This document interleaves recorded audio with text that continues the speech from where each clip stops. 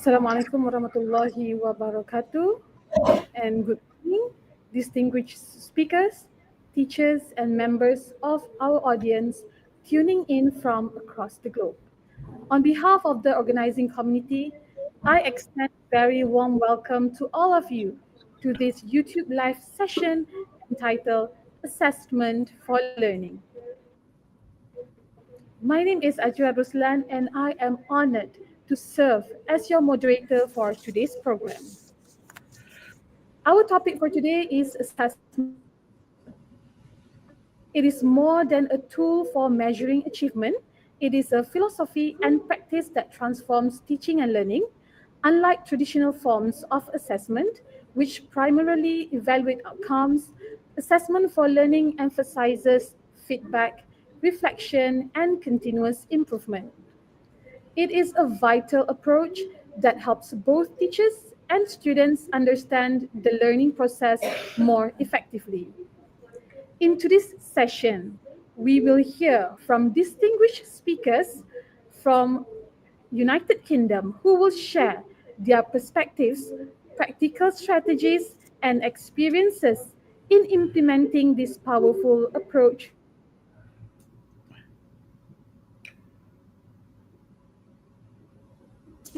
For today, we have Ms. FAREENA ASLAM, Deputy Head Teacher IC Teaching and Learning, who will be assisted by Mr. RAFIQUE NAZIR, Science Teacher. Both are from AZHAR Academy Girls' School, London. They bring rich experience and insights that I'm sure will benefit us all. Without further ado, I would like to invite our speaker, Ms. FAREENA ASLAM, to deliver her presentation. The virtual floor is yours. Assalamu alaikum, everyone. Hope everyone is well. Thank you for this opportunity. It's been an absolute pleasure visiting Malaysia, and an absolute extreme pleasure visiting the schools in Malaysia, including this school in Putrajaya. So I would like to just, I'm going to take a few minutes to introduce ourselves, and we will have a starter activity. We will also talk about AFL, what it is and why it's so important. We will also talk about the key concepts of AFL, and most importantly, I'm sure everyone is keen to learn about a few strategies, different strategies for different people. Different subjects will benefit from different strategies, and there'll be a variety, and learners can just adapt to their own subject area, to their own age group, for the age group that they teach and the schools that they are teaching in. And some of the strategies, actually, we could use digital versions, but because many schools do not have, they do not allow devices into the classroom, so we've mainly focused on non-digital strategies, but however, we will discuss the digital ones as well. And also planning for AFL. How can we incorporate this at the planning stage? And then we will end hopefully on some Q&A. Please feel free to write into the chat box if anyone has any questions, and our very esteemed moderator can support us with finding out which questions need to be answered, and then we'll have a few closing remarks. I hope that's clear, and if you have any questions, type them into the chat box. Thank you. Right, so as a welcome and introduction, we've been introduced already. I've been a teacher. I was qualified as a math teacher for more than 30 years. I then became head of mathematics in school in London and the United Kingdom, and then from then I've been moved into the management role, and I oversee teaching and learning in my school and also curriculum assessments, and I also enjoy outdoor experiences, so I also oversee all the outdoor experiences in my school. That's a little bit about me. I'm just going to share the screen with Rafiq so he can introduce himself. Assalamu alaikum. My name's Rafiq. I'm the husband of FAREENA. I'm also going to be assisting her today. I'm a secondary school teacher, not at AZHAR. I work in a state school. I've been a teacher for over 20 years. I specialize in science, biology, particularly at A level, but I cover all three sciences. And it's, like FAREENA said, it's been an absolute pleasure to be in Malaysia, looking at your schools, and hopefully we can help each other to become even better. Thank you. Yes, just on that note, we've seen such good practice in Malaysian schools. I just wanted to thank the schools that have hosted us and also the amazing teachers that have allowed us into their lessons. It's been a pleasure meeting with the students and see how much they value learning and education. I think it's such a good, it's a very important asset, and we should appreciate that, because not all schools have that benefit, and not all students are cooperative like the Malaysian students. So well done to all of you that have nurtured and fostered that enthusiasm for learning in the students. So moving on, we are going to now start with the starter. You will need a pen and paper. So if I just can just give a few seconds for people to grab a piece of paper and a pen or a pencil, and then we will introduce the starter and give you 30 seconds to perform the starter activity.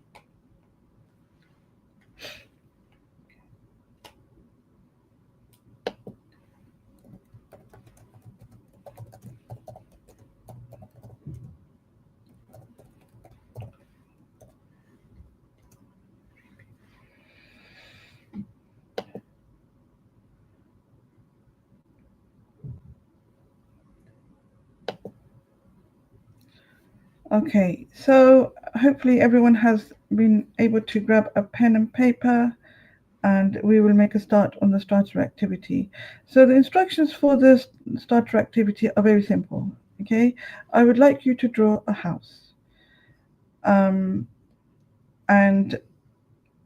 we will allow you to have 30 seconds to draw this house. Once you've finished, could you just, if you finish before 30 seconds, if you can just write finished in the comment section, then we can know. Okay, ready, steady, go.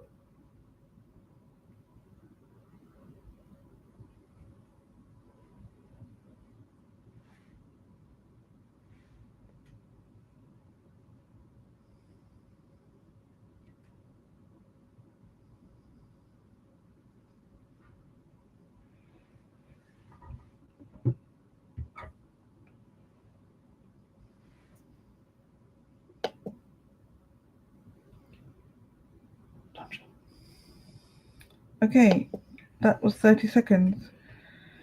I hope everyone's finished. I would like to now mark this piece of work, the starter activity. So I'm going to, on the next slide, share the marking criteria for this activity. And if you could please just mark your drawing and give me your scores in the chat box.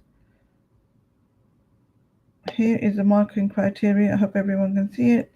So if you've added a roof to your house, give yourself 20 points. If you've added a chimney, 5 points. If you've drawn smoke coming out of the chimney, add 5 points. Windows, give yourself 5 points for each window up to the maximum of 4. If you haven't drawn a door for your house, 10 points. If you've drawn a garage, 50 points. A front drive, 30 points. A patio, 60 points. And if you've given your house a swimming pool, give yourself 100 points. So if I was doing this activity in class, I would ask the students to swap mark their work. So I would give, they can give each other their drawing, and the other person could mark it for them, and then you can give the scores back. And then if I was marking this in school, I may ask for hands up if you've got more than 100, or just as an example to see how well people have done. And or I would have been circulating in the classroom, and I would have been checking to see if there's any really good diagrams, and then I could use those. For example, Rafida, Assalamu alaikum, I could have just maybe Rafida did a really good diagram. I could just maybe ask her to show her one to the class, and we can talk through what's good about it. Alaikum Assalam for all the people joining. Yeah, just to add to that, you can use this for all types of learners. So if you've got young learners, you could ask them to draw a butterfly, or you can ask them to draw a rainbow, and you can have colors available, and you can mark the work according to the criteria for that picture. So it can be used for all subjects and all age groups. Yeah. Does anyone want to share their score in the chat box? In the comment section?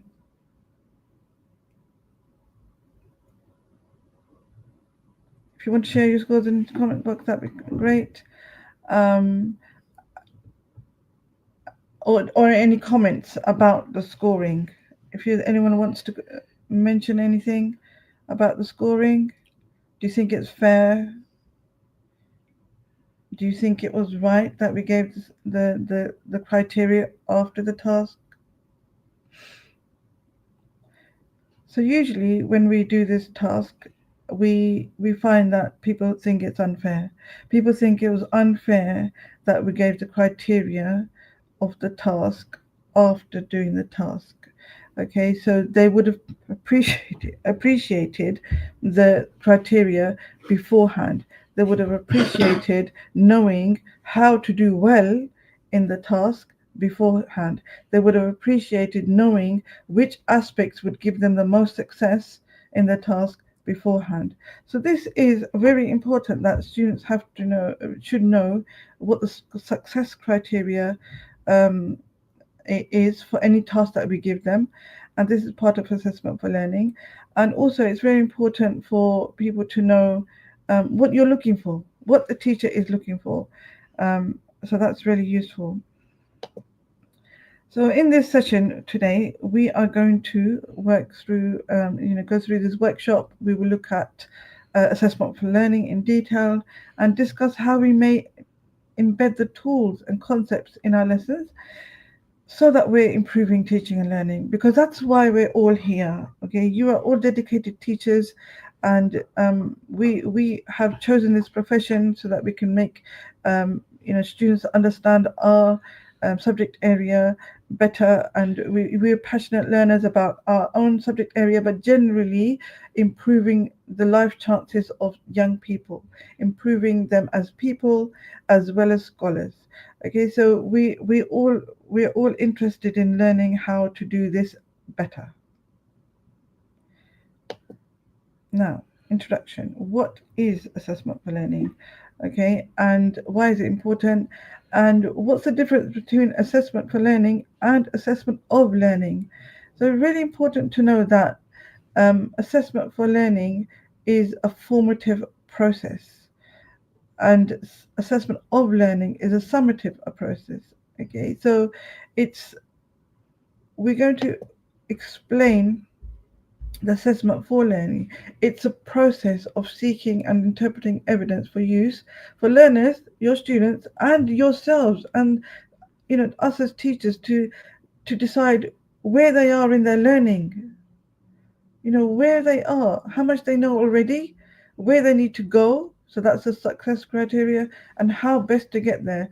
We are all qualified in our own fields. We have the expertise.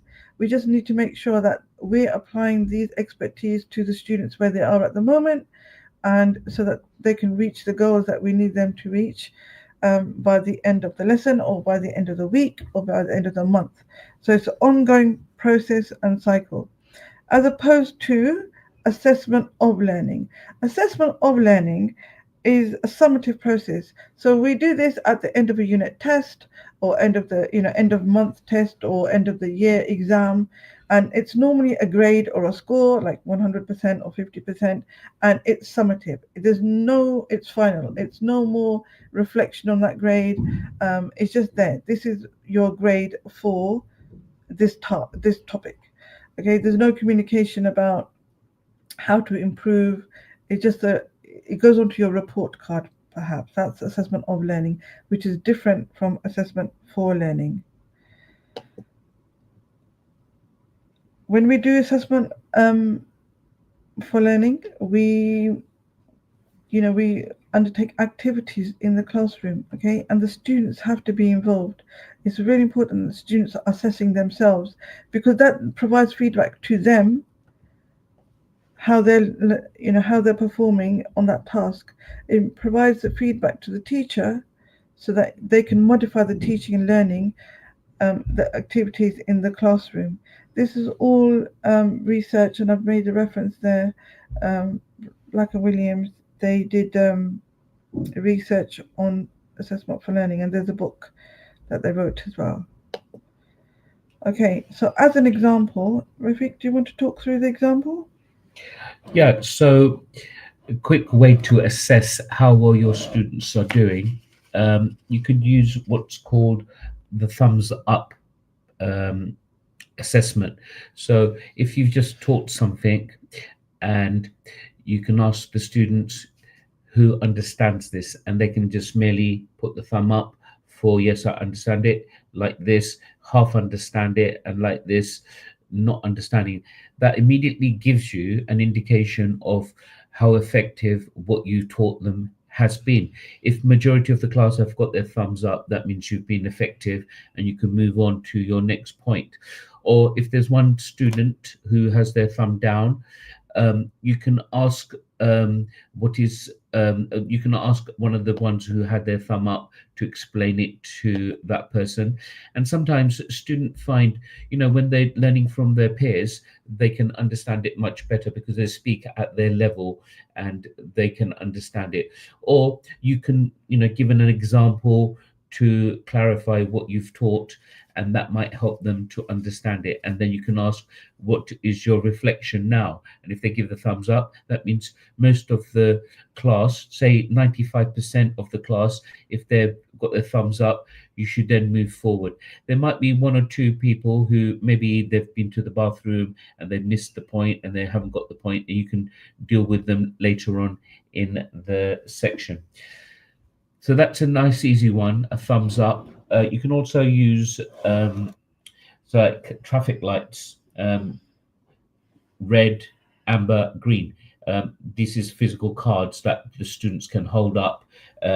This needs printing off. You can laminate them. You can have them in the class to use whenever you want to do AFL.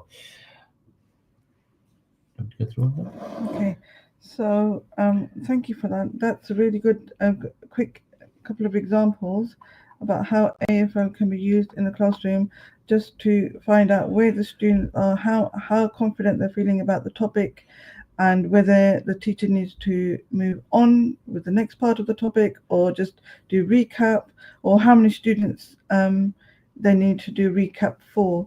So if there's only a few students, you don't need to recap for the whole class, because then it would be a waste of time. And so what's really important about this assessment for learning, how it focuses on the individual. Okay, that's something that we have, even in the UK, teachers struggle with trying to find out how individuals are performing in the classroom, how individuals have understood the topic that they're trying to teach in the classroom. And so whether they need to move forward, because our job is not just to deliver the lesson, deliver the topic. It's also to ensure that the students have understood the topic. So we have to find techniques and strategies to find out how much they've learned, and if we need to recap or we need to move on, but at an individual level. So I've seen lots of examples where people, teachers are asking questions in a general sense, and the students all answer in unison. But this is very, very difficult, because we don't actually know if the individuals have understood. We don't know if that slow learner in the corner has understood, or we don't know if the person who is too shy to speak up has understood. So this is your expertise, and your knowledge of those students in your classrooms is really, really powerful here. You are the most powerful tool in this process, because you know the students, and then you can ask you can expect, you know what to expect from each student, and you know that this person should have understood it a bit better, and maybe you can tailor the questions and answers to them.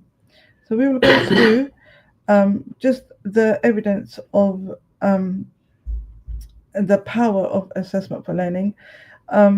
So this John Hattie, I'm sure you've read about John Hattie. He was part of a team that looked at more than 180,000 studies around the world, okay, from different types of schools, different age groups, young, middle school, high school, and they looked at what kind of innovation and intervention that students, teachers were leading in the classroom, and what was effect size for each intervention that was used in the classroom. This is just a very small summary. There are other things that are effective, but feedback was very, very highly rated in this study, when they performed these studies and summarized them. They found that the effect size was 0.73 for feedback. It's actually 0.72 to 0.79, depending on which studies you look at. Just to get a feel for the numbers, 0.4 is considered to be the average, okay, the effect size. So any of the interventions that was scored 0.4, they would be average. So anything above 0.4 would be considered above average, like something that's having a really good impact on the learning of the students. And similarly, anything below 0.4 would be considered below average, so it's not really having that much impact on student learning. Let me just move on. So the most powerful single influence enhancing achievement is feedback. Quality feedback is needed, so we need detailed feedback from each student about how they're doing, and it's a two-way process. It's a two-way process. Students need feedback, so the students need to have feedback provided by the teacher to the student, so they can know what to act upon and know how to move forward, because students with a growth mindset will welcome the feedback and they will like to use it to improve their performance.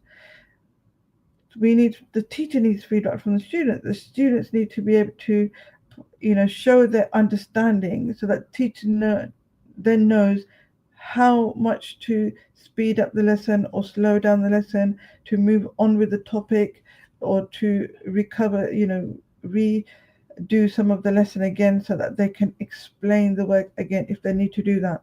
So the expert teachers are constantly looking for feedback from their students, and other you can have other teachers come in as well to observe your lessons, so that you can make sure that the learning is reaching the learners. And what's really important is the individual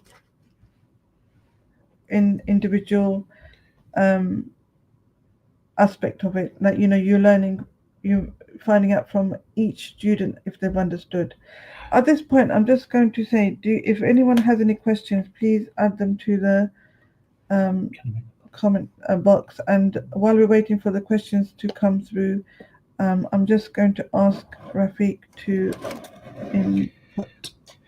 Yeah, so as FAREENA was saying, feedback is very, very important.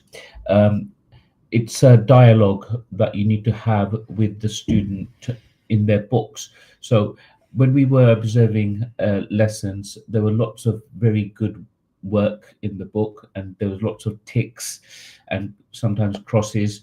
However, teachers need to give a feedback which it has an impact. So there might be something lacking in the student's work. Say, for example, they haven't written the equation properly in a science lesson. Instead of crossing it out, you could ask, what is missing in this equation? And then the student has to respond to that question. And we usually get them to write it in a different color, maybe green. So they write the full equation. And say, for example, they get it correct, you can say, well done, that's correct. Or if they write it and it's incorrect, you can say, try again, there is something missing. You've looked at oxygen, could it be another gas? So it's a dialogue that you have in the book with the student, and hopefully you should see some sort of improvement in the responses that the student give. So not just giving ticks and crosses in the book or writing good work or well done. This is not effective. You have to be make a critical comment about the work. So sometimes we use this thing called 2 stars and a wish. So you write 2 good things about the work and 1 thing that they could do to improve it. And obviously this is done on major pieces of work. Like, for example, if they've done a piece of homework, they've written an essay, you can give 2 good things about the essay and 1 thing that they can improve on. Thank you. Thank you. That was really useful. Assessment for learning can take place, should be taking place in the lesson, verbally, questioning and other activities, so that we can find out how well they're doing. But also that feedback loop is also included in the written aspect. So whether you're doing live marking or marking after the lesson, the feedback, that two-way dialogue in the book is really, really important. And I will at this point mention that we as teachers have a habit of giving scores. Okay, so we would mark a book and give them a grade, and maybe sometimes it's a school policy to make sure that every piece of work is graded. But there is research to show that when students are given a score and a comment about how to improve, they ignore the comment. Okay, they ignore the comment and they just look at the score. So your hard work of writing all the comments out about how to improve in that topic are ignored, and your hard work and your time and effort has been wasted because nobody will look at that. They just look at the score.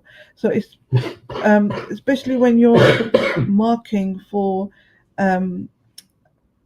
improvement, assessment for learning, avoid giving the scores. Okay, so have a piece of work that you're going to mark in if you're going to do the written assessment for learning, so that it's just dialogue. So you're just giving them how to improve.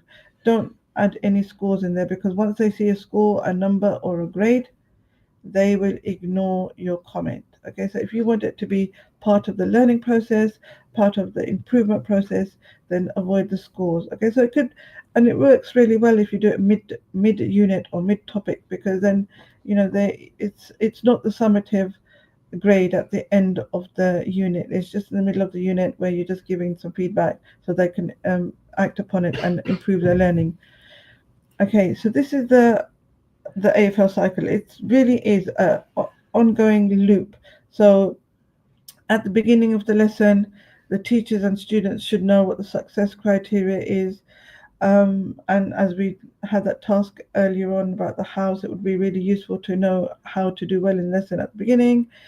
So we set the tasks and that the students can achieve the learning through the learning outcomes, and periodically through the lesson, you should test the students, check their understanding, reflect on the learning against the learning objectives that you set at the beginning. So you may have 3 or 4 learning objectives for the lesson. So at each point, after you've taught that section, you should have some sort of activity to find out how well they've understood the that task or that learning that you're trying to deliver, and then not to move on until you know that majority of the class has understood that learning. Okay, so then once if not everyone's understood, you, like we said before, we could go back and recap or rephrase it. Sometimes you can use students who have understood to come along and re-explain the topic, because sometimes students learn better from each other, and then move and then do the assessment, another task for the assessment again, because now students would have had it, feedback how well they're doing, and if not doing well, they could improve their understanding, and then you can set a new task so that they can start learning the next learning objective. So it's an ongoing loop, and something for you to understand. To go back to the beginning. I'm going to go through these points here. Yeah, I've just done that. Okay.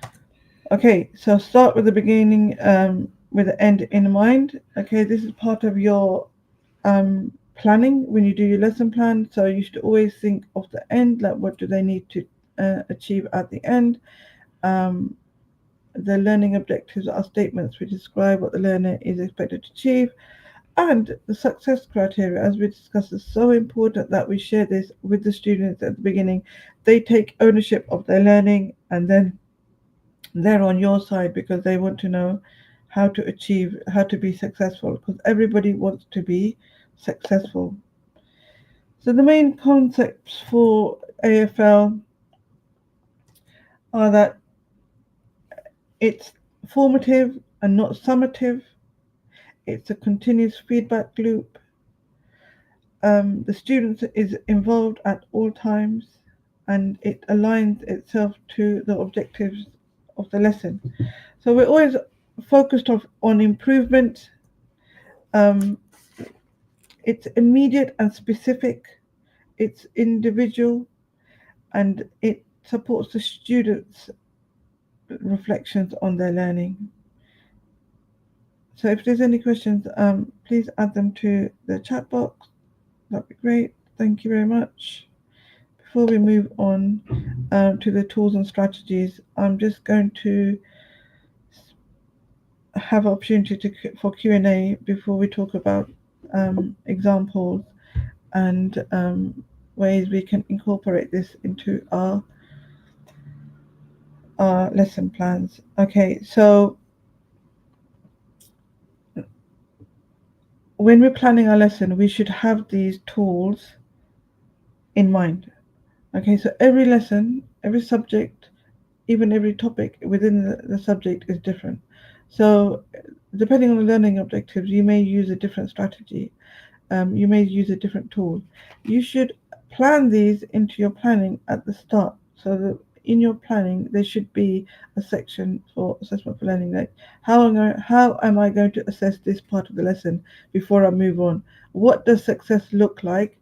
So that so if this many 95% of the students have understood this much, and then I will move on to the next section. So that should be in your lesson plan. Be specific. I would even put students in there. I would even put students' names in there. For example, there may be some very high achieving students that you may think, actually, for them to be able to progress in their learning, they need to understand even more than the learning objectives. So maybe have some really high level questions for them, that write it into your lesson plan, that, when I get to this stage, these students, so and so, so and so, and so and so, they need to be able to understand this aspect of it. And then, you can ask those questions to those students. Okay, so that's something that you should plan into your lesson plans right from the beginning.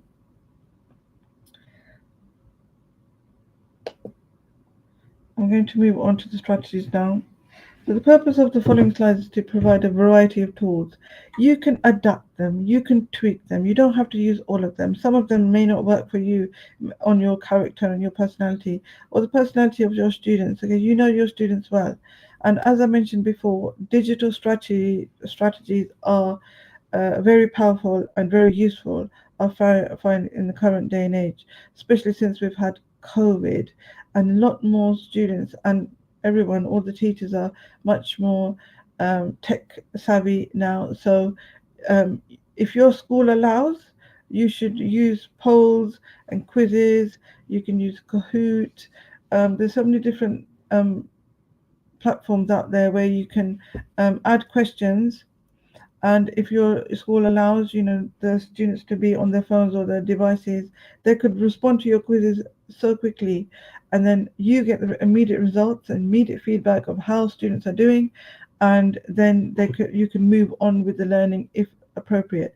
And if you find that not many students have selected, the right answers, you can probably go back and then check, recap the work, or ask another student to explain the work, or reteach it in a different way so that your students are learning, and then you can move forward. Okay, so as we go through the examples, we're going to discuss them in detail, because there are different ways of applying these tools. And if any time anyone has any questions, or maybe you're already using these and you want to share your experience, please type it into the chat box so that we can all learn from each other, and we can celebrate good practice, because that's very powerful, collaboration and learning from each other, inshallah.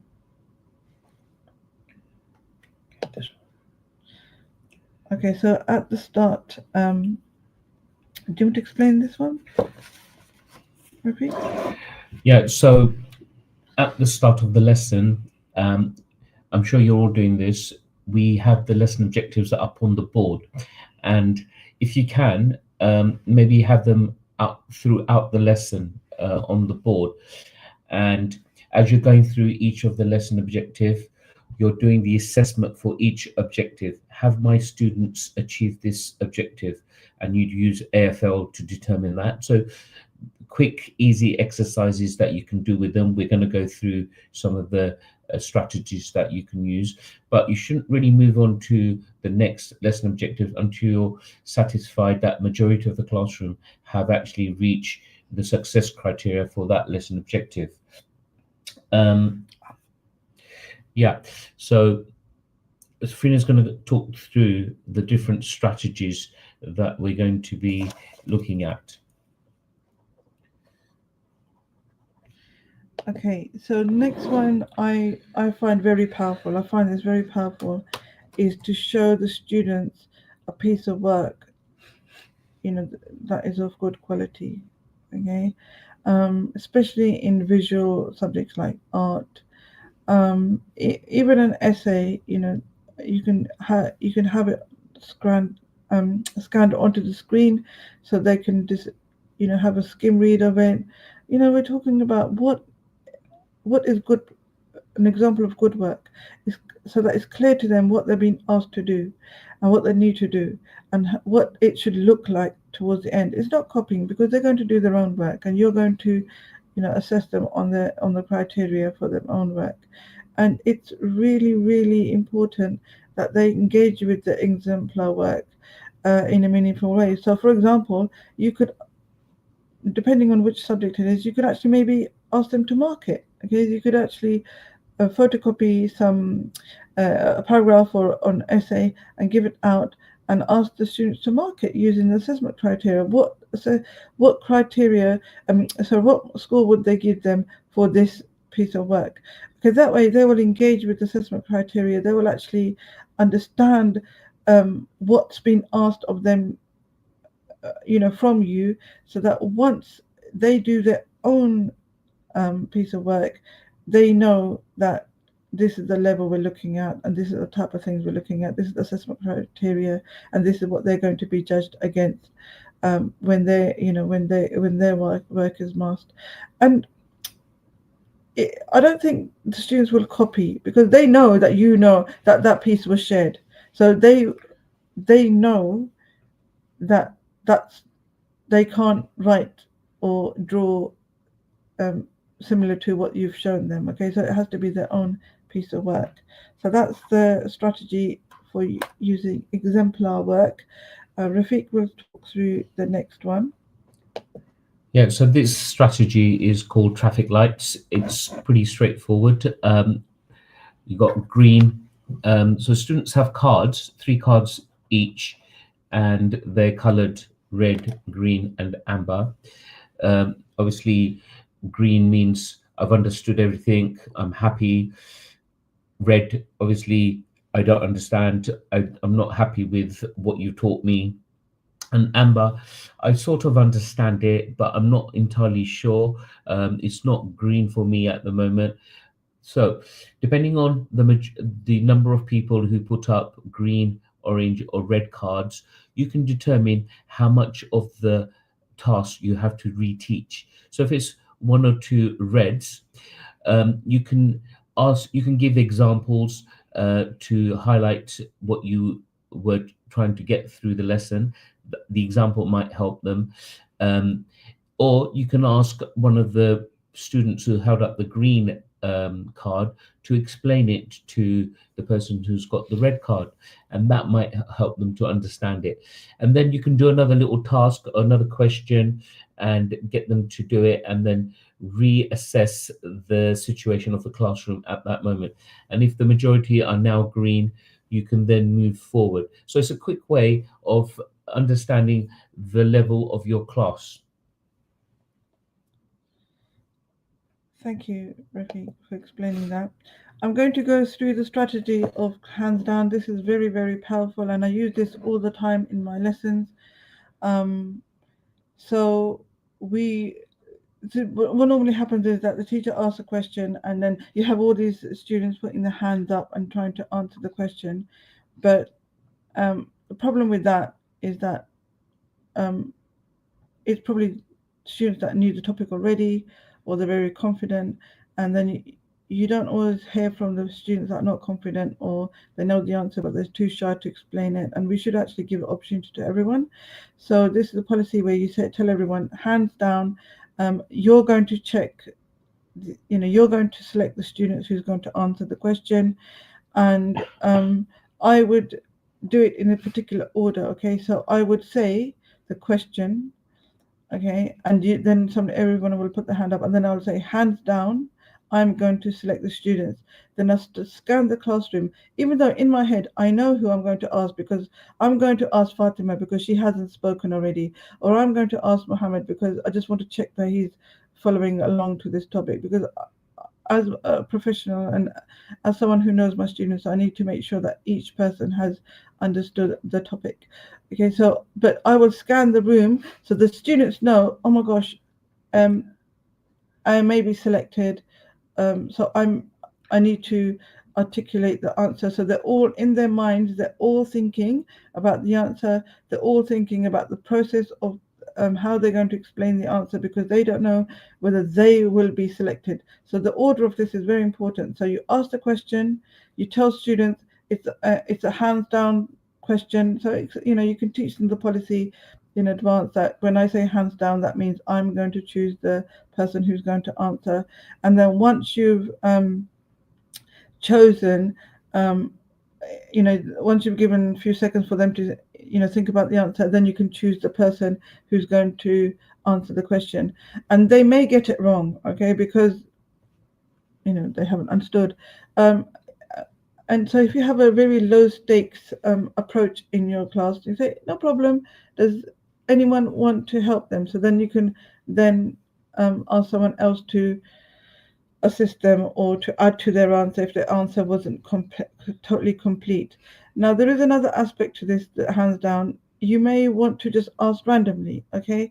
But because your random may not be completely random, there are tools online where you can put the names in. It's like a spinner, and random names will pop up from the spinner. It spins it. It's quite fun for the students to see the visuals.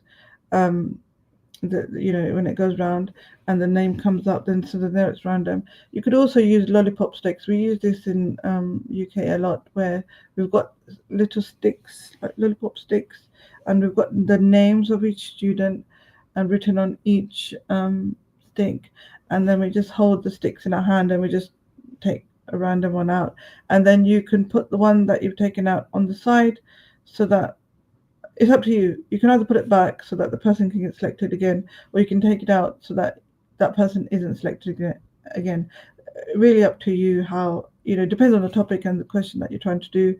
Obviously you don't want the same person ask, if they get it right, then you probably don't want to ask them again, and maybe you can just leave them out for the questioning, and then, or you can put the stick back in if they haven't answered the question completely. Did you want to add to that? No, that's it. Right, so the next technique. We've already done that one. So we're going to move on to this. Okay, so we've already covered this one. This is the thumbs up, a thumbs down. It's a bit like the traffic light cards. So thumb up, I got it. Thumb halfway up, I sort of got it. And thumbs down, I didn't get it. Can you please explain it? Or another student can explain it. Okay, because the next one, Rafiq is really keen to explain. I just wanted to add something to the thumbs up one. I find that I'm not sure if it's here, the Malaysian students, because Malaysian students seem to be very keen and avid learners. Some students in the UK, they may be too shy or embarrassed to say that they don't understand it. Okay, so when I do the thumbs up activity in the classroom, I ask them to hold their, let me see this, I don't know if you can see this, but I ask them to hold their thumb next to their chest, so only the teacher can see the thumb. So only the teacher can see the thumb is up or halfway or down. So no one else. So it's not up in the air. So it's. Good point. Yeah, so it's private between the teacher and the student, so the teacher can see, okay, this person's not understanding it completely, and then they can, adapt the next part of the lesson accordingly, and same way with the thumbs up, they can, quickly, the teacher can scan the room quickly and see, okay, most of the people know how, the topic or the question, and I can move on to the teaching. But mentally, you also make a note of, okay, there was two people who said they didn't understand it, so I need to make sure that when I set the next task, I can go around to those people and just individually support them. This way, you have a quick assessment of the whole class all in one go, and you don't have to do any writing, you don't need any resources, you don't need any tools, you don't need to take out anything. It's just quick because everyone has a thumb, so we can all use that, hopefully. Okay, so I'm going to move on to the next one, next technique. Yeah, so this is called think, pair, share. In classes, you sometimes have students who are not 100% confident, and this is an opportunity for those type of students to think with their fellow classmates about their ideas, to exchange ideas. So teacher may have posed a question, and the teacher then says, think, pair, share. So the students think and articulate what their thoughts are with each other. And this is where a seating plan is very useful. In the UK, we have to have a seating plan. So some students have to sit at the front of the class for whatever reason. Some students sit at the back for whatever reason. But if you compare, a good student with a slightly weaker student, then they can share ideas, and hopefully they will help each other to overcome lack of confidence. So a teacher asks a question, they exchange ideas, and that gives the weaker student some sort of confidence in answering the question. And then the teacher can then ask the question, who would like to answer this? And then everyone has some sort of point to make about the answer. And you can go around the classroom and get different people's ideas. So essentially, this is a tool for building confidence. So rather than picking on someone, they've had a chance to discuss the answer, what they think the answer might be, and that hopefully enables them to be more confident in replying to the teacher.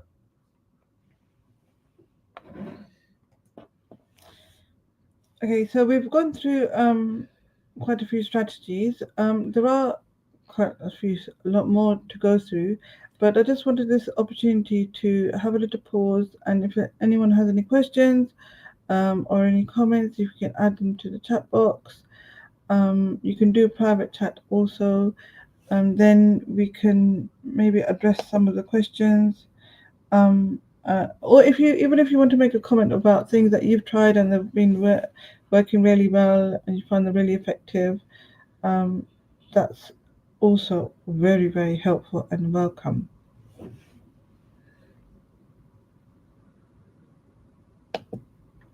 Yeah, feel free to add your comments while we move on to the next one. Okay, so I really like mini whiteboards. I really like this technique, mashallah. It's a very, very versatile technique. Now, mini whiteboards are small A5 or A4 sized whiteboards, which can be used by the students. They can write on them, draw with them, with the whiteboard, the pen that you can erase. Now, in the UK, I don't know if they have them in Malaysia, but we have student planners, and in our student planners, the last page is a whiteboard. Okay, so it's completely white, and we make sure that either the teacher has the whiteboard pens in the in the classroom, or the students bring them with them in their equipment list. So in our school, we have a rule about that. Okay, so we have a rule about bringing a whiteboard pen with them to the class. Okay, so that's part of the equipment, so it's compulsory equipment, and also something like a tissue to wipe it. Schools where they don't have the planners, they have classroom sets of these mini whiteboards, which they hand out to all the students, and they use them and then they put them back and give them back. So it depends on your classroom and your school policy how you're going to have it, whether students bring them or the teachers have them in the classroom. But once you've got them, they'll be very, very powerful, and lots of the techniques that we're going to talk about in future in the next few slides will use mini whiteboards. But for now, it's like show and tell. So straight away you can give them, like, you've got 10 seconds to write down your answer. You can ask them a question and 10 seconds to either draw a picture, or if you ask them a question that they have to write the answer. And there may even be multiple choice, so you could give them 4 answers and they put A, B, C, D on it really, really quickly. And also, again, to keep the privacy of the student, when I do this in school, I ask the students to, so just imagine this is my whiteboard. I would ask them to hold it to my chest. Okay, so only the teacher and the student so know what's written on it. And I would tell them to keep it covered. I would say to them, like, 3, 2, 1, show me. Okay, and when you say show me, that's when they lift up the board and show you, and then you can quickly scan around the room and find out what is actually the situation. Has everyone understood what I'm trying to teach them, or do I need to go back and do I need to reteach something? Has someone given a really good answer that I could share with everyone else? So it gives you quick, immediate feedback of how well your lesson is doing. Right, I would like Rafiq to add anything here? Yeah, I think if you use it for the first time, it's a bit of a difficult thing to do. It does require training the class on how to use the whiteboards. So have a set procedure. So I mean, in the UK, we have to be very explicit in the instructions that we give to our students because they will not be as well behaved as Malaysian students. So you would say, take the lid off the pen and put it on the back of the pen so they don't drop them and you have disruption in the class. And then I always say to them, this is going to be like a secret. So it's going to be like between the student and the teacher. So none of your friends need to know what you've written down because the teacher is trying to assess if you know the answer, not if your friends know the answer. So I say hold it close to your chest and write like a secret. Write the answer. So, for example, you could say, "What are the reactants of photosynthesis?"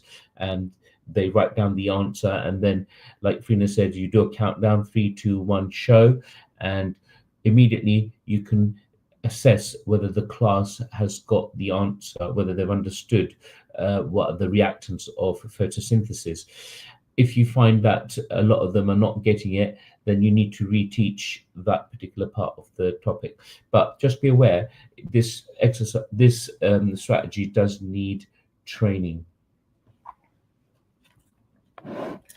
Yeah, need training and to make sure that the school has provided the whiteboards or has instructed the students to bring whiteboards to their lesson.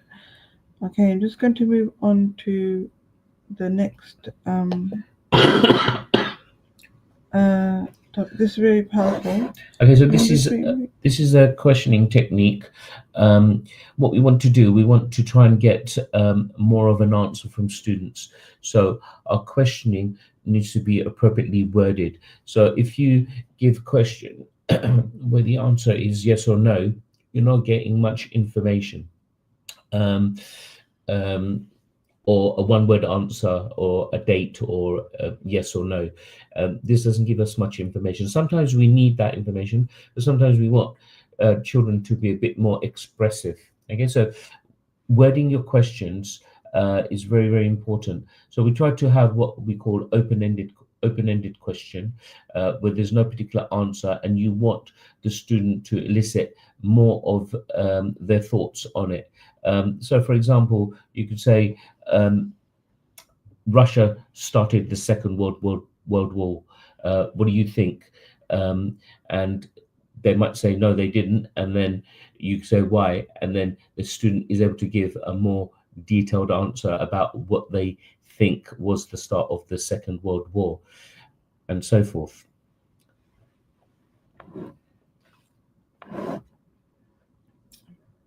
That's great. Thank you for explaining that one. That was really good. I really like this one, okay, because I'm a math teacher, okay. I find that this one is very powerful, okay. So you can do this on the whiteboards if you have mini whiteboards, or you can actually have a set of laminated cards with A, B, C, D on them.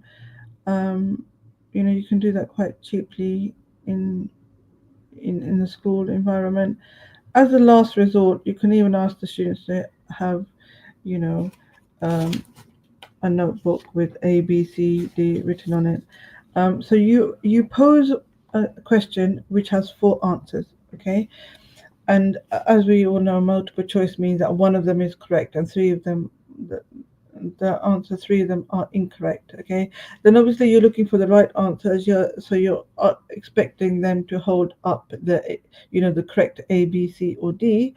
However, and going back, same thing, hold it to their chest, do the countdown 3, 2, 1, so they only display their answer at the same time and to you and not to each other. So you need to encourage them not to look at each other's responses and to keep it secret, okay?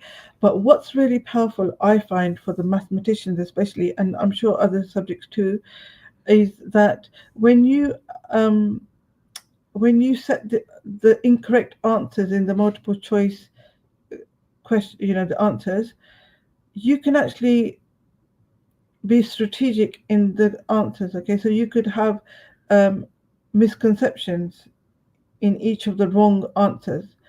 Okay, so for example, if it was a question on bid mass, and they've added the wrong or multiplied, or have they performed the wrong operation first and then they get a different answer, that could be that operation, the incorrect order of operation could be one of the incorrect answers, or they've used, or they've missed out using the negative, they've made a mistake with the negative, multiplying negatives or something. That could be an incorrect answer. That if you misuse the negative sign, or you ignore the negative sign, and then they will get this answer, that could be one of the incorrect answers. So each of the incorrect answers could be a mistake that they make. So that when you scan the room, when you say 3, 2, 1, show me your work, and then they show you the A, B, C, D, and then you can see, okay, A was the correct answer. Okay, most people have the A, that's good, alhamdulillah, they understood it. Or if they've all made the same error, then maybe they all choose B, or half of them choose B, half of them choose C. When you know yourself, when you set the question that B was the one where if they get the negative numbers wrong, and then they will make this mistake, and then they will get this answer, then okay, these students that answered B, they've made this mistake. So then you know how to deal with that. Or that in C, there was a trickier simplification that they needed to do, and if they didn't do that, then the answer would be wrong, and it would be this answer. Then if they answer C, or some of them answer C, okay, these 3 students, this is the mistake they've made. I know what mistake they've made, and how to, I know how to deal with it. You don't have to ask them, oh, how did you get this answer? It was wrong, because you've already set the answer, the incorrect answers, according to the most common misconception for that topic. So this is why I feel that this is especially for maths, the multiple choice questioning. It's a very powerful AFL tool. It tells you straight away who's understood the topic and who hasn't, but also it tells you, indicates to you what mistakes they're making. The people that haven't understood it, which mistakes they're making, and that will help you with the next part of the lesson, so that you can go over that misconception, so that everyone then hopefully is understood. And then you can ask another question, follow-up question with the same sort of thing, but obviously different numbers, and then you can check, right, okay, I can move on now, because now they've understood it, and I can move on to the next section of the lesson, because I've understood it. Like I said, please add any comments or questions in the chat box, so that we can have a two-way dialogue. It'd be really great. Thank you very much. Moving on to the next technique, which is wait time. Yeah, so like with all these techniques, you can use them with all subjects. I mean, the one that FAREENA just explained, A, B, C, D, you can use it for geography, use it for history, English, where there are some misconceptions. You can put the misconception answers into the answers. Anyway, this is a questioning technique. So when we're assessing students' learning through questioning, we have to have sufficient amount of wait time. This is very, very important, because it gives students to collect their thoughts. And obviously we use this with no hands up. So you say, no hands up. I want you to think about this question, and please don't ask a student's name first. So don't say, Ibrahim, I want you to answer this question, because what happens is, if you mention Ibrahim's name, he's going to be focused, and the rest of the class can think, oh, thank God, he hasn't asked me, I can switch off.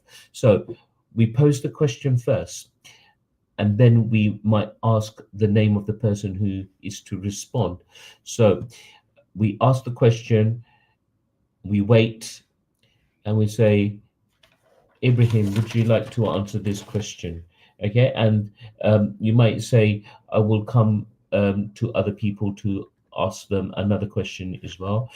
So before asking the name, just wait, give everyone a chance to think about the question, and that will engage them in their learning. So there's two types of wait. One is at the beginning, where before you ask the person to respond, you wait. And secondly, once they have given their response, you wait a little bit longer. Okay, so don't say anything, and this will encourage the student either to add more information, or other students might say, oh, what about this, what about that? So that will encourage more of a deeper response.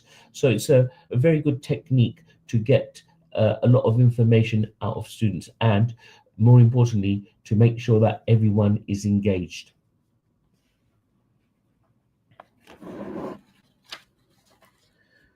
Thank you for that. That was really good. It's just no equipment required for that one, and it's just a little bit of technique, just to maximize the opportunities that we have in the classroom. Student marking, I find this very, very, very powerful as well. The students, you may have a time in the lesson where you want them to assess their own learning. Every subject is different, so for maths, answers are normally at the back of the book. You could ask them to check their own understanding and mark their work before you move on. You could do it they could do it self-marking, they could do pay marking, so they could swap their books and mark each other's. If it's a written piece of work, for example, history or English, you may want to put the success criteria on the board about what you're looking for.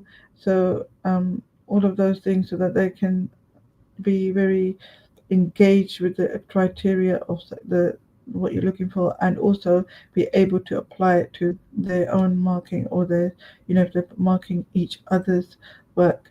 In the older groups, for example, GCSE exam groups, I'm very keen to use the actual exam board mark scheme for this, because that helps them engage with the mark scheme. The mark scheme is normally available online, but I'm not sure how many students actually read it. But if you do this exercise in class where they have an opportunity to apply the mark scheme to either their own work or someone else's work, it gives them a chance to get inside the brain of the examiner and see what kind of things they're looking for, what kind of things give you marks for, and what kind of things don't give you marks for, and teach them how to be not ruthless, but quite critical of their own, in their own learning, so that they actually benefit from this exercise.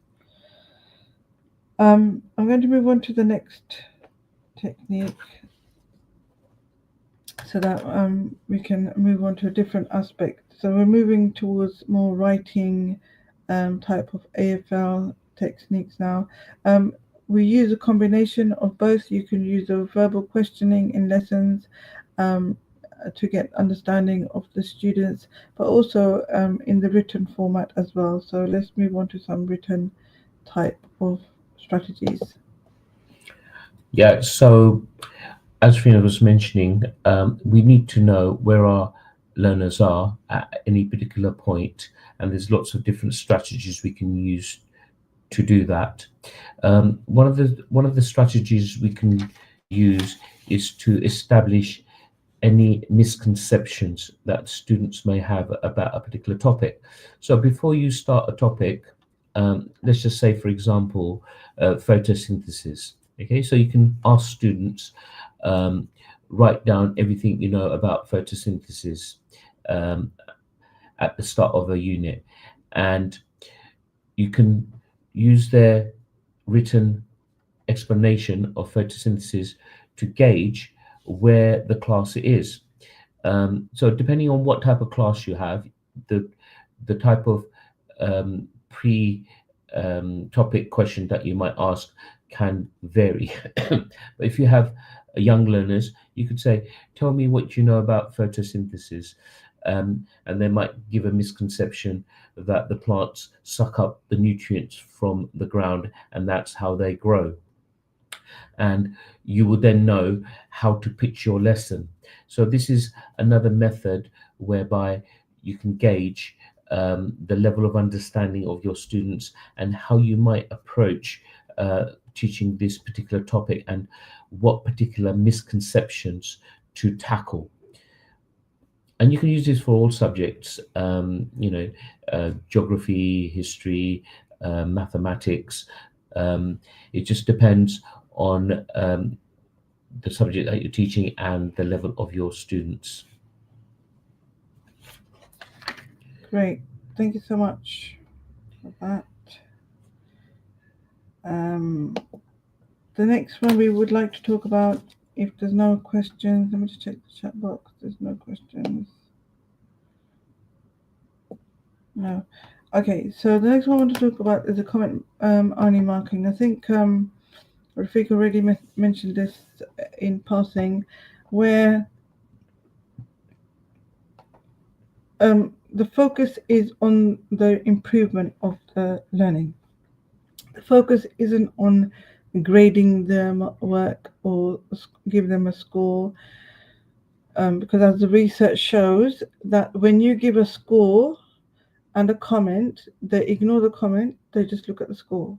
So we as teachers, because we're focusing at this point on the assessment for learning, we need to make sure that all our comments are effective and the students act upon them, they read them, they act upon them, and hopefully improve their learning. So the focus has to be on progression instead of a reward or a punishment, because a grade just punishes them. Everyone who got A grade is good, and anyone who is less than isn't. They feel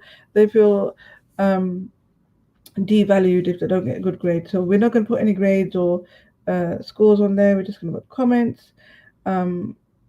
You as a school or in your classroom, you can use any technique you want. You could have a comment next to the work that they do.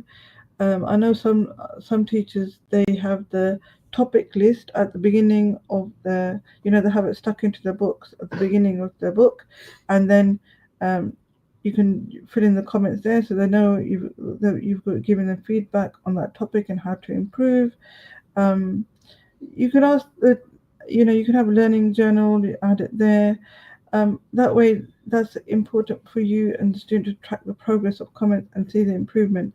In our school, we insist on dialogic marking. So we write a comment and then we give them a task based on that question or that topic, or just to check their understanding. So for example, in maths, I might give them another question. So if they've got a question wrong, I write a comment about how they can improve, and then I say, right, now try this. So for maths or science or a factual subject like that, you may ask them another question and they have to answer it. For English or history, or RE or any other written subject, you may want them to redraft the paragraph that they were writing, okay, underneath. So that way visually you can see that they responded to your feedback. So you're a very qualified and experienced professional.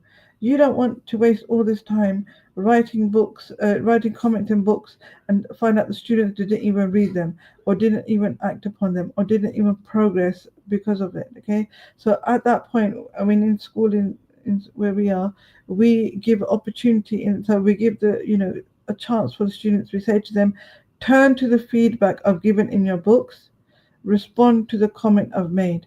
So they have to then answer the question. So we always give them a task to do, either to redraft a paragraph or to answer a few more questions on that topic to show their understanding. So then you give them a few minutes, maybe at the beginning of the lesson or whenever in the lesson.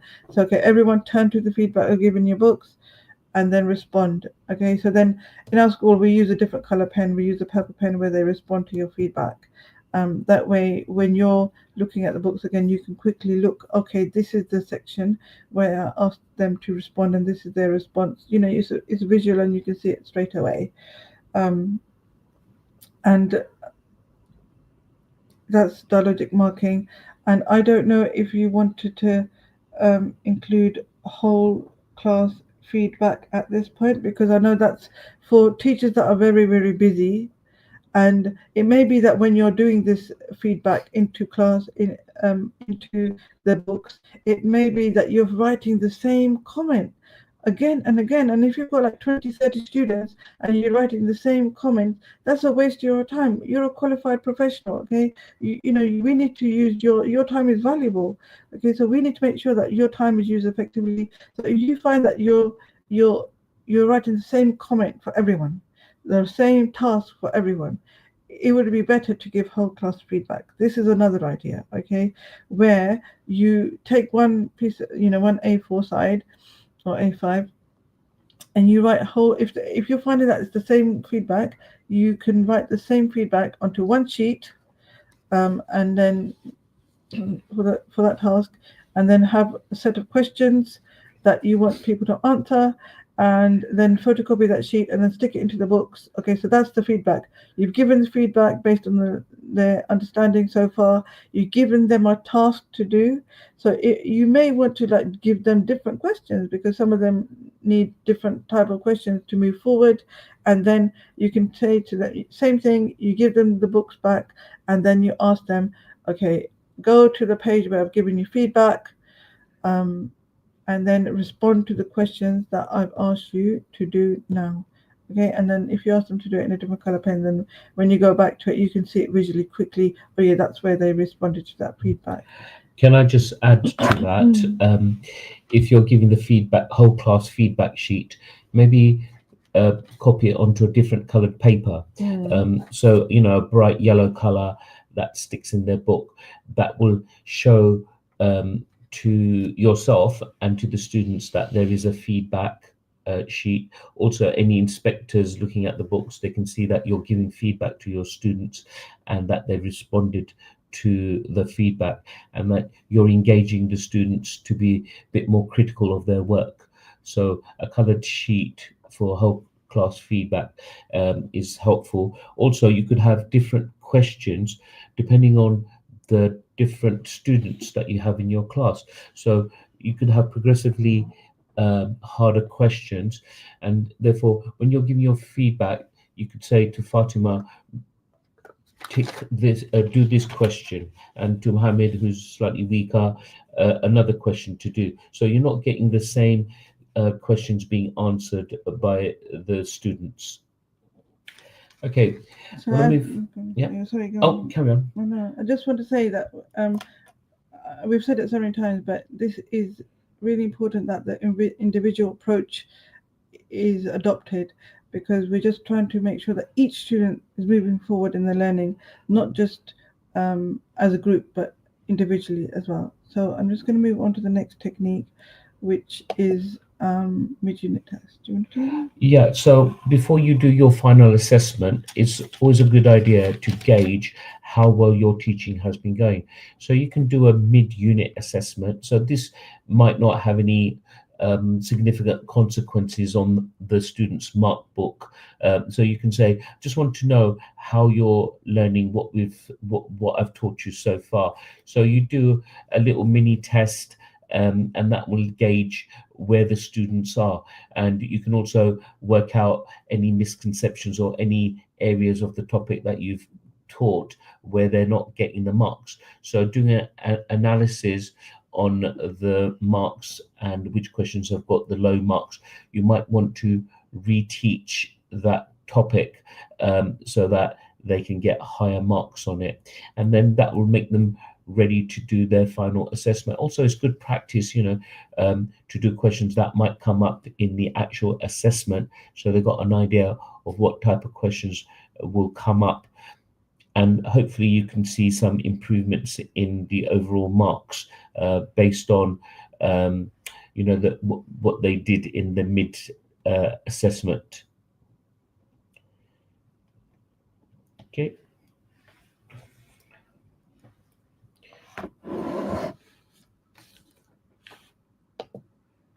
Okay, so this is also a powerful technique if you have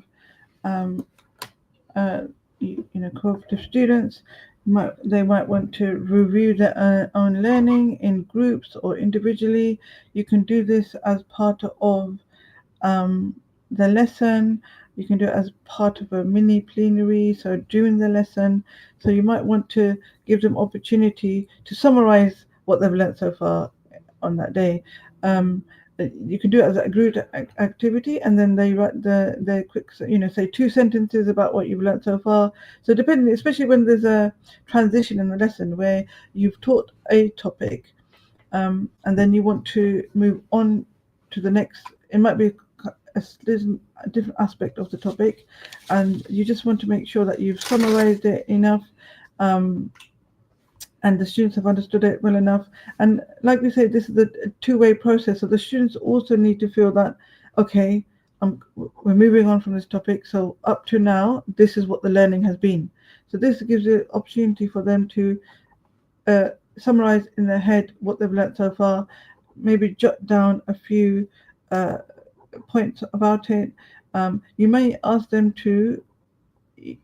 volunteers, like say, okay, Fatima, you share with me what you've understood so far, or depending. So because you know that you're students, okay, so if you ask, so you might in your head have, these are the top students, and then the middle students, and these are the low students, okay, and you could ask those one person from each of those categories to summarize what they've learned so far. So that way you get to feel for, okay, the mid-level students have understood this much, someone from the low,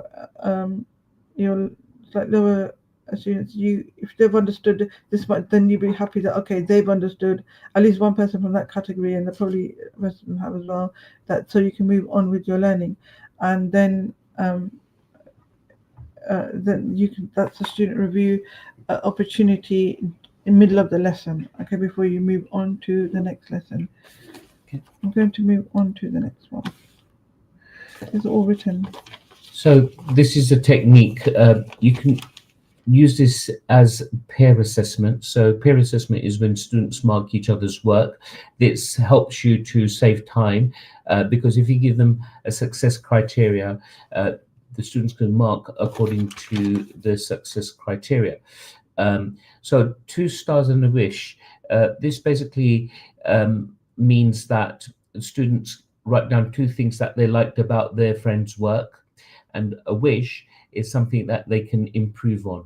Okay, so for example, if we're in a science lesson and they've done an experiment and they've presented their findings in a report, you can ask peer assessment. Okay, you swap books with your friend, and the friend reads through the report, and they could say something like, after they read the report, you've drawn a really good diagram of the apparatus used with good labels. You've set out the table of results nice and neatly. However, your graph, the line of best fit, doesn't actually look like a line of best fit. You've done dot to dot, and you need to do a line of best fit. And that way, the student can gauge what they've done well in and what they might need to improve on. And also, if teachers want to mark books, then they can do this task. But this is a lengthy process.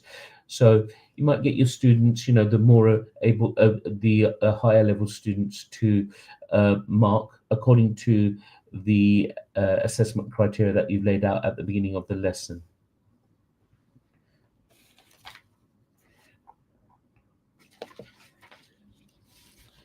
Okay. I find that the teachers who use this technique find it very useful, redrafting. And as I said before, this is a perfect technique for written subjects, where you have given them a paragraph to write, or an essay, or a page, and then you go through the success criteria during the lesson. You have to give them an opportunity to check it, and then give them an opportunity to redraft the same piece of work, not new piece of work, the same piece of work. And then that gives them opportunity to value the importance of the feedback, and allows them to improve their work in a supportive environment. So it's a really powerful tool for a written subject where they get to redraft their work, and even for something like art where you give them feedback and they can improve, and it's always incremental improvement. So um, it's a safe space for students to be in, because it's their own essay that they did, and now you give them opportunity to redraft it. And I'm just saying paragraph because I'm sure we don't have that much time in lessons to rewrite a whole essay, but maybe portion of it, a paragraph or two, as part of it. Yeah, moving on to the next strategy. This is probably for exam-based classes where students can work out their own mark scheme. So the teacher might pose a question. I'm just going to use a science example. Describe and explain the effect of temperature on enzymes. Okay, so the students work in groups and they say, okay, what would be the mark scheme to get full marks on this question? So it's a 6-marker question. How are they going to achieve the 6 marks? So they work together to work out the mark scheme. Oh, describe. We need to be able to describe the shape of the graph. So there should be a graph in the explanation. We'll get a mark for that. The axis of the graph should be drawn, get a mark for that. The shape of the graph needs to be drawn, get a mark for that. Then explain. We should see some words to the effect of kinetic energy increasing, molecules moving faster, more collisions. So all these words, they would be in the mark scheme. If we see them, we give them a mark. And then after the optimum temperature, enzymes break down, lose the active site. Active site should be in the mark scheme, and therefore there are no more enzyme substrate complexes, and therefore the reaction slows down. So the students work together and they work out the actual phrases or terms that must be in the mark scheme, and that helps them to understand the question much better. And some students who might not have thought of certain ideas, they get to know, oh yeah, I forgot about that, that needs to be added, and they can actually then do the question and then pair assess it. So this gives teacher a much more relaxed lesson. With AFL, the students need to do the work. I mean, obviously the teachers work hard, but the students need to be exhausted once they finish the lesson because they are actually doing the work. You've done all the work beforehand in the planning stage and in what the activities the students need to do. So this is a good exercise for exam-based classes. Thank you.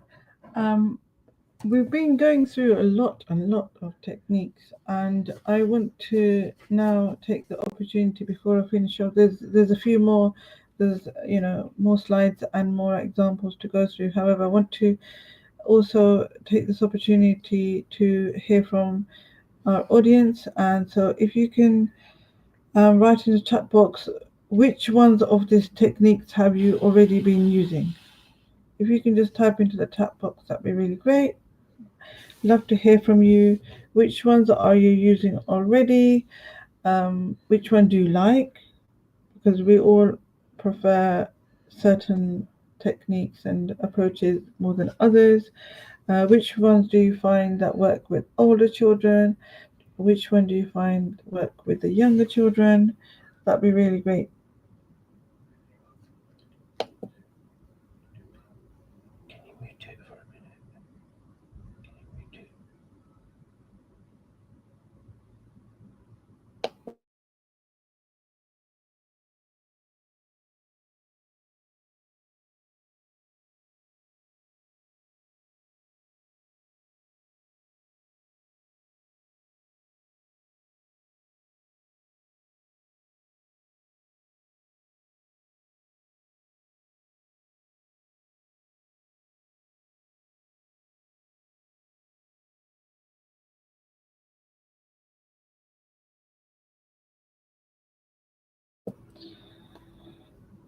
Okay, I'm just going to move on while we're waiting for the comments.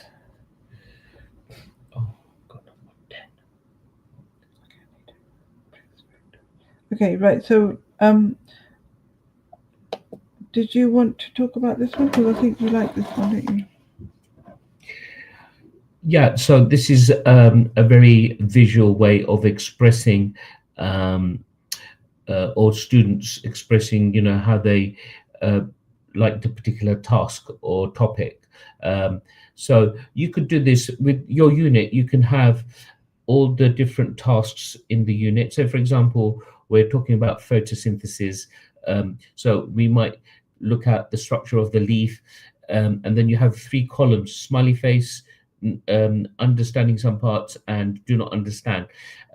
You go through all the topics in that unit with the 3 columns, and then students can assess their understanding according to the smiley face. So you don't have to draw the smiley face, just tick on the appropriate column, and that gives you an indication of all the different topics in that unit where there's lots of smiley faces, where there's lots of sad faces, and then you can reteach the sad topic again, so that they have a much better understanding before you proceed on to like a summative assessment, end of unit test, just to get a feedback on how well you're doing as a teacher and how well your students are doing as learners. It's immediate feedback on your progress.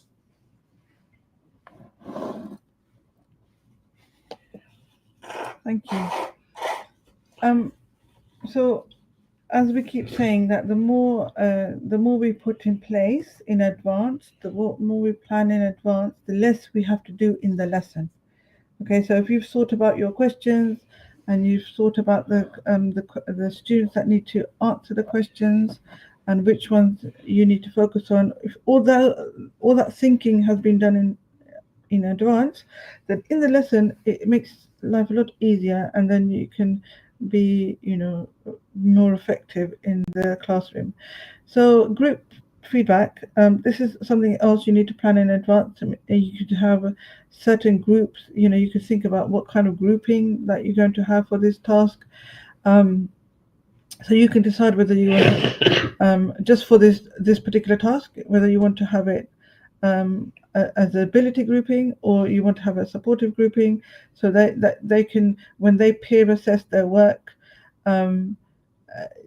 as a group, they can report back to the teacher, because you knew about the grouping. So if you knew that there's certain people in that group, once a peer assessed the task, you can ask that one member of that group to explain, to feedback to the class, the task or the question. But then that if that person has understood it, that group has understood it. Okay, so this all takes advanced preparation, but once you've set it in place, it'll be easy in the classroom. You will know straight away, okay, this was the group that always works ahead, and I need to make sure that they've understood a high level of understanding for this topic, or this is a group that needs support. So as you're circulating, see, this frees you up. When you set these tasks, this frees you up to circulate and ask questions as you're walking around, and check on the progress as well as you're walking around, and even do some live marking.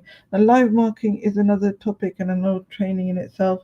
A lot of these topics are trainings in themselves, but by putting these things in place where the students are doing more of the self-assessment, peer assessment, it gives you opportunity to walk around and keep an eye on things and do live marking if you need to.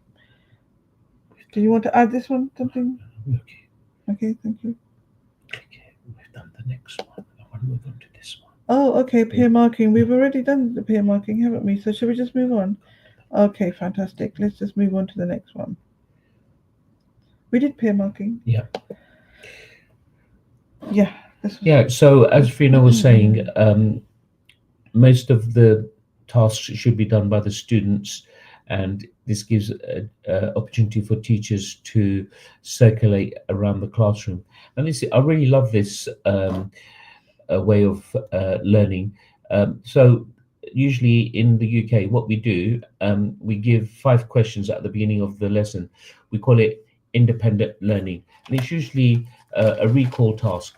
So they have about 5 minutes to answer 5 questions, 5 to 10 minutes to answer 5 questions, and it's no talking. So everyone is quiet, even the teacher doesn't talk. Okay, so they've done the register, they've give the task is on the board, instructions given to the students, work on these questions independently. And as they're doing that, you can circulate around the classroom, and you can do live marking, which is another effective way of using your time. You go around the classroom, look at the students' answer, you can have a quick dialogue with them. Sometimes in lessons, we don't get a chance to talk to our students.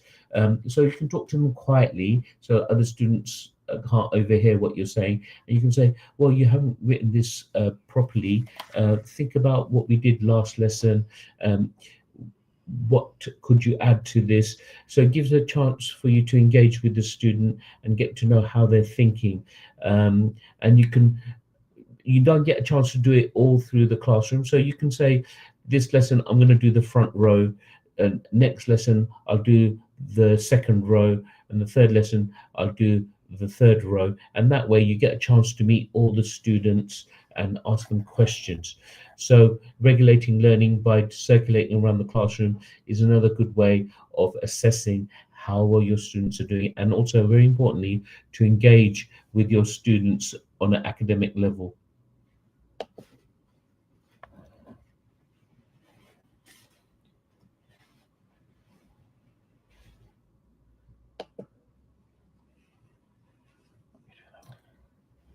I keep I'm giving you opportunity to feedback and make comments because it's really important to have engagement with the topic and the task in hand. If the Thank you for the comments that's come already. It would be good to hear from you all the techniques that you've been using already, and if there's any we've missed out. There are lots more, but we could have missed out. And if you think there's a really good AFL technique that you're already using, please do share. We're all here to learn. Okay, so I'm just going to go through corrections.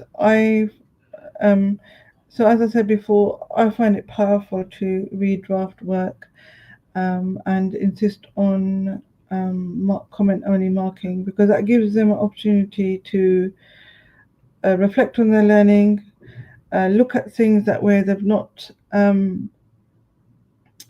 not performed as well in, but it's low stakes. The very important phrase in this whole assessment for learning is stakes, is low stakes, as opposed to high stakes. High stakes is when there's lots of consequences for not doing well. Like, for example, if you don't pass your exams, then you can't apply to university, or if you don't pass your exams, you can't choose a certain subject in the next phase of learning, or if you don't pass your exams, your parents will be upset.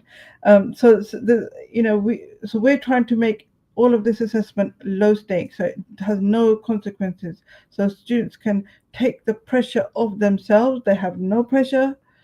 They just have the pressure of learning, to try and understand where they went wrong and to improve their work. And that's very, very important in this whole package of the assessment for learning, that it's low stakes and not high stakes, and it's all about improving yourselves. And it doesn't matter if you make a mistake, it doesn't matter if you make a mistake twice or 3 times, as long as you're making you're better than before. Okay, so you're improving. And we find, I'm not sure about Malaysia, but definitely in the UK, we have some students have a problem with growth mindset. Okay, they have a problem with taking feedback. They have a problem with being told that they're wrong. Okay, so we have to encourage, because they have a fixed mindset. So to them, is wrong or right. Wrong is bad, right is good, and it affects their self-esteem when they're wrong. That's a fixed mindset. So we do a lot of work in school to improve the growth mindset. So they have this open-minded attitude where, okay, I'm going to try. If it's wrong, never mind. I'll try again, and I will learn from this experience. And that's called a growth mindset. And we find that clever students in particular, they have a fixed mindset, okay? Because maybe all through their life, they've been told that they're clever, they've been told that they're top in the class, they've been told they're top in the family, they're so clever. So they don't like making mistakes. They don't like making mistakes. So they won't take risks. They won't take risks because they might be wrong. Because if somebody sees them as wrong, then their status in the class or in society or in the family will go down. So they don't like to take mistakes, risks, because they don't want to make mistakes. So this is why, encouraging going over your corrections and allowing time for them to correct them and improve their work is very powerful, okay, because it encourages a growth mindset. Is that your one? Yeah. So it is another way of quickly assessing whether students have understood a particular task. What you can ask them to do once they've finished a task is to use some colors, highlighters, and draw a square according to how well they've understood the task. So it's a bit like traffic lights, but it's on paper. They put a green box if they understood it and they're happy with the task, orange or amber if they're not happy with the task, or they're so like understood it but not entirely happy, and red if they've not understood it at all.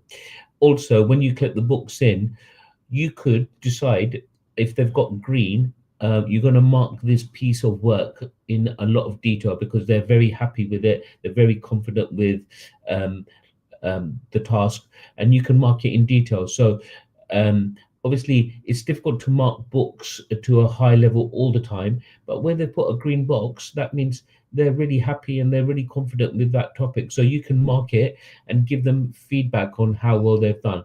They might think they've done well, but there might be things which they're lacking in, and then we use the dialogical marking process that was mentioned earlier. How about this? What about this? To add to their green box.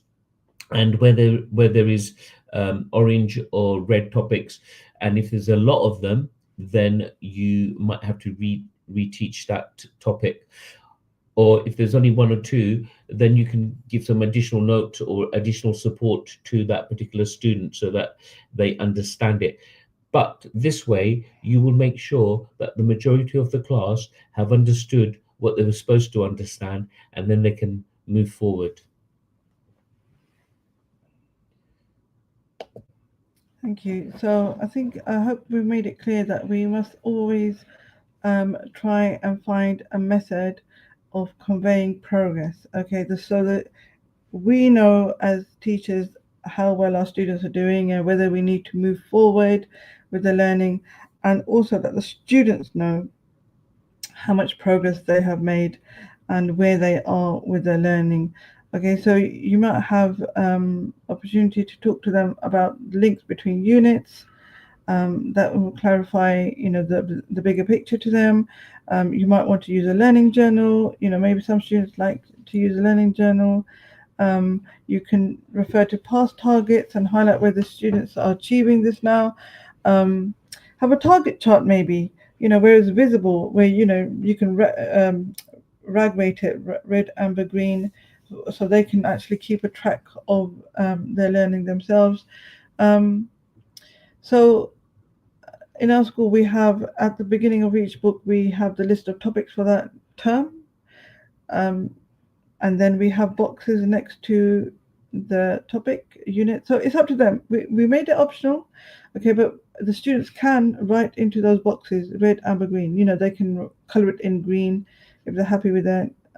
It's not for us, but we do analyze it when we take the books in, so we can keep it, an eye on the progress. But it's mainly for the students to evaluate themselves that, yes, this topic I'm happy with or confident with. and so that they know how well their progress is going. Um, we've in all of this progress, we've tried to use techniques that we don't need equipment or lots of preparation for, where possible, because all schools are different and all schools have a different budget and all schools have different expectations of what students should bring in. Um, and same with the digital side, we didn't include lots of digital resources, even though, as I'm sure you're aware, there's lots of quizzes and tools you can use. But for now, we just wanted to keep it classroom based without any extra expense on staff or the school. But there are a few things that you could do with, some sort of resources. Like, for example, Yeah. So, for example, if you do have budgets for post-it notes, you could give this out either individually to students or to groups of students, and you can ask them to write down what they have enjoyed learning, what they found easy. Okay, so it could be any one of these. Is for you to assess how well you've done as a teacher. What have they found hard or difficult? That is the one that I would go for. So as groups or individual, you could ask, can you write down on the post-it note what you found difficult? And if they're coming up with the same sort of idea, oh, I didn't understand how to draw a graph, you might want to then reteach that topic about how to establish the independent variable, dependent variable, how to plot the points. You might need to go over that particular lesson again. So it's a good way of assessing what people have found easy and what people have found hard, depending on what question you've posed to the groups or to the whole class.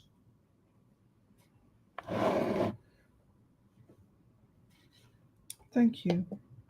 Right. What we did do, this is optional, but what we did do is we timetabled a section at the end for Q&A. So if we don't have any questions, we can do this activity.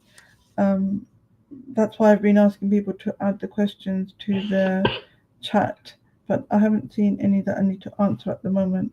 So we could do this activity.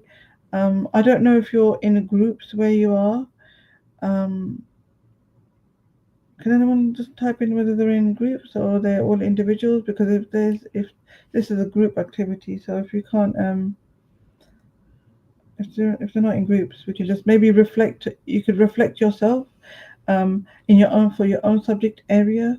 What kind of activities, AFL activities that you could incorporate in your lessons, and then maybe we can get some ideas. So shall we allow just 30 seconds for people to group their ideas together in their mind, but give them opportunity to reflect on their own subject areas?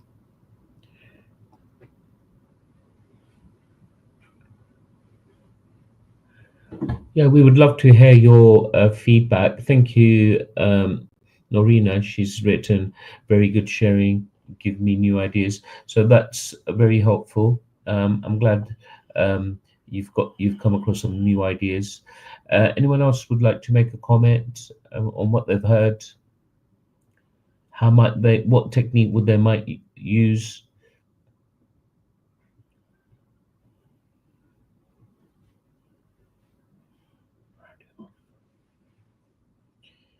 Even if you want to give us a thumbs up, that's fine too. Yeah, give us a thumbs up. Everyone understanding? Okay. Is that 30 seconds? We gave them 30 seconds, right? Yeah. Okay, fantastic. So let's move on.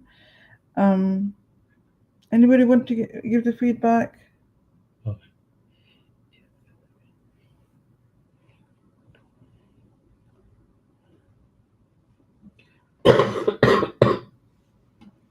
Okay, they've just given their feedback. Okay.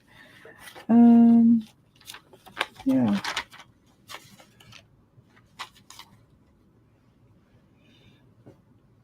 Great stuff. Okay, as I'm we have allowed the last 3 minutes as Q&A, but what I'll do now is I'll summarize the key takeaways and then go back to questions if we need to. Okay, so just as a quick summary, the assessment for learning, it has to be embedded in a view of teaching and learning, which is an essential part.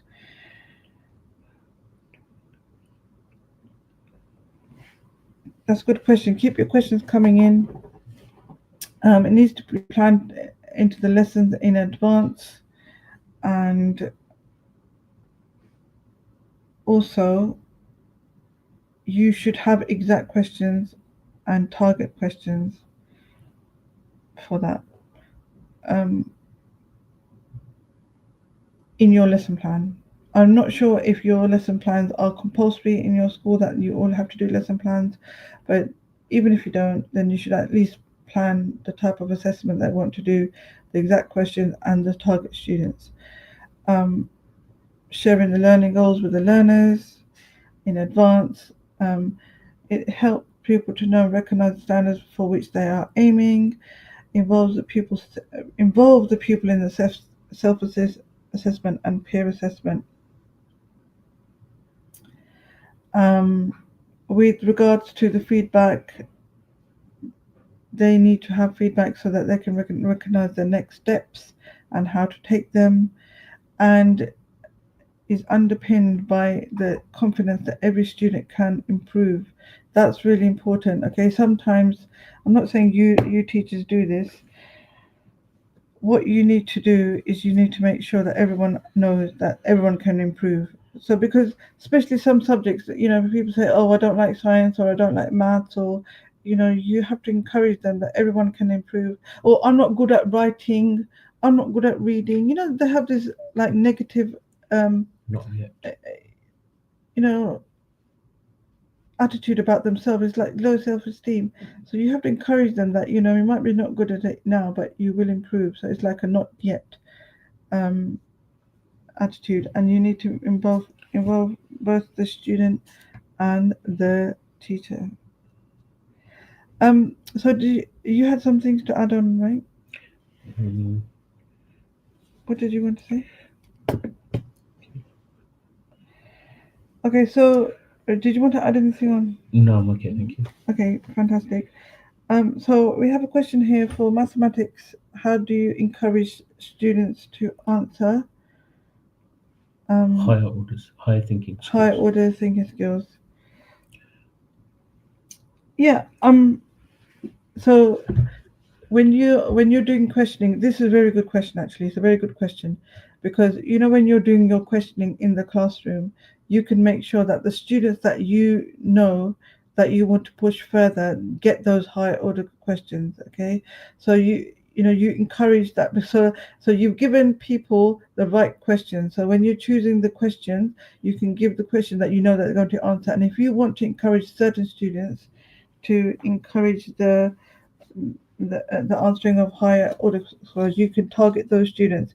But if you've encouraged that dialogue in the classroom where it's okay to make mistakes, it's okay to have a go, it's okay to take risks, then they will have the opportunity to then take that risk, and to think out loud, to access that higher order thinking skills in answers in their thinking. And this is what we do in the UK. We call it probing questions. Okay, so you have already asked a question, and then you can scaffold the question. You can ask them. So if they don't know how to order it, we can ask them, like, what do you know already? Or what's the first thing we could try? Or have we done this before? Have we done something before? So we can always link it onto other things that they've done from before. Think, pair, share. I find that very, very powerful. Okay, because that gives them an opportunity. Because not everyone can think straight away. Some people need a little bit of time to think about it, and then a little opportunity to sound their answer out to the person next to them, and then you can ask for it. So you ask a question, say everyone think about it, silent thinking, individual thinking time, and then say, right, ask, turn to the person next to you and especially when it's a hard question and it's more of a detailed answer rather than a yes no answer or one numerical answer. So you talk to the person next to you and you explain your answer to each other. That gives them the confidence that, okay, the person next to me thinks my answer is okay, or I've had a chance to rehearse my answer. And then you can have the hands down policy and then ask people, select the student that you want to answer the question. Okay, and all the way through, we want to encourage the process of learning rather than getting the answer right. Okay, so having a go, and if you've encouraged that all the way through, then they will automatically be ready to attempt higher order thinking skills questions, as opposed to, being afraid of tackling higher, more detailed and more complex questions. Did you want to add something? No. Yeah. Okay. So get into the habit of posing open-ended questions, because that will, even when it doesn't matter, even if it's not part of the question, the topic, or even if it's not part of your subject. Okay, so that this is where relationships come in very important.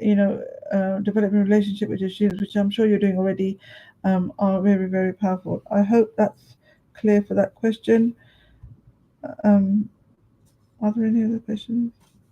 I can't see any.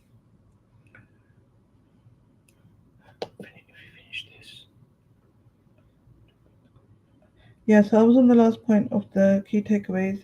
So it involves both the teacher and pupils reviewing and reflecting on assessment data.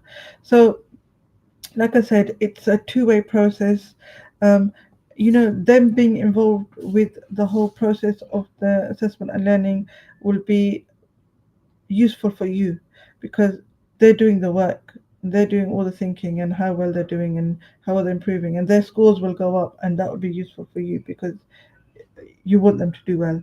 Ultimately, that's what we're here for. We're here to improve the subject, the understanding of your subject. We're here to improve their life chances, so that they can move on to the next stage of their lives, their study career, or even their personal lives in a more confident and more successful manner. And ultimately, we want them to be successful in this life and the hereafter. So if you're creating good, successful people that can contribute to their own families and to the community at large, inshallah, they will have less time to worry about earning a living, and more time to think about Allah and becoming better people, so they can be successful on the Day of Judgment as well. Are there any other comments or questions?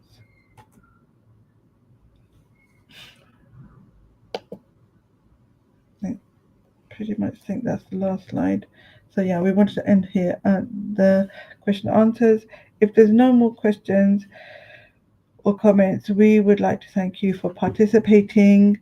Apologies for any mistakes or any rushing through that we've done. We would have liked to have made it a little bit more interactive, but in the short space of time that we planned this since last night, I think I hope you've learnt something. I will be circulating a feedback form, so if you can all contribute to that, that'd be fantastic. But Jazakallah khair, Allah reward you. Thank you for your participation. Do you want to Thank you very much. I really enjoyed partaking in this and passing on whatever little knowledge we have. Hopefully you've benefited. Thank you very much.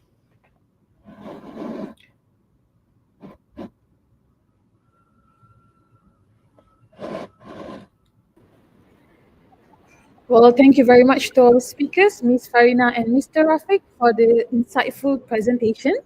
Thank you to our audience for the question. Today, we explored assessment for learning and discussed practical ways to integrate its tools and concepts into our lessons.